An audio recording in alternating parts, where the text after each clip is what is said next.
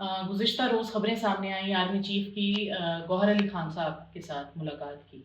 तो क्या ये वन ऑन वन मुलाकात थी या इसमें दीगर जमातें भी शामिल थी? दूसरा ये कि क्या इस मुलाकात से पहले जिसमें पीटीआई के रहनुमा भी शामिल थे इत्तलात के मुताबिक यमीन गंडापुर, गौहर खान, दीगर रहनुमा, तो क्या इस मुलाकात से कबल पीटीआई को क्या एतमाद में लिया गया था पार्टी को?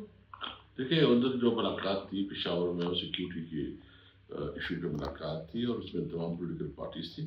और अभी मैंने टीवी पे खुद देखा कि मेरे सुगवा ने कंफर्म किया कि इसके बाद हम मिले हैं। बाकी डिटेल मुझे ज़्यादा मालूम नहीं है। सर सियासी जमात है तो सियासी बातें भी होती रहती हैं, तो क्या सियासी बातें हुई उस मुलाकात में, इजलास में? मुझे डिटेल पता नहीं है, लेकिन इस वक्त आपको पता है कि जिस सूबे से हम ताल्लुक़ रख रहे हैं उधर हालात तो बहुत, अफगानिस्तान के साथ जो ताल्लुकात हैं और जो वहाँ हमें लॉ एंड ऑर्डर की सिचुएशन का सामना है, और तो उसके ऊपर डेफिनेटली उसकी बातचीत हुई होगी।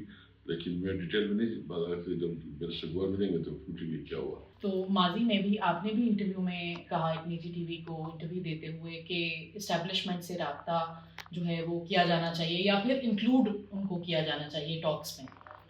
बिल्कुल मैंने कहा था, और मैंने उस वक्त भी यही कहा था कि आपको पता है, देखो एक तो हकीकत भी है लेकिन पावर किधर है। जब इसका सब कोई डिसीजन होगा, कोई एग्रीमेंट होगा, तो मैंने उस वक्त भी हुकूमत को ये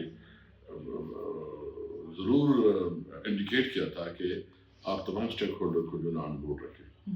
और तमाम स्टेक होल्डर का मतलब ये है कि जो जो इनके साथ अलाइंस है या जो इस्टेब्लिशमेंट, वो इस्टेब्लिशमेंट हुकूमत का हिस्सा होती है, तो वो फिर उनका मर्जी है कि वो कितना इसको, लेकिन एक मीनिंगफुल डायलॉग के लिए ज़रूरी है कि तमाम स्टेक होल्डर ऑन बोर्ड हो।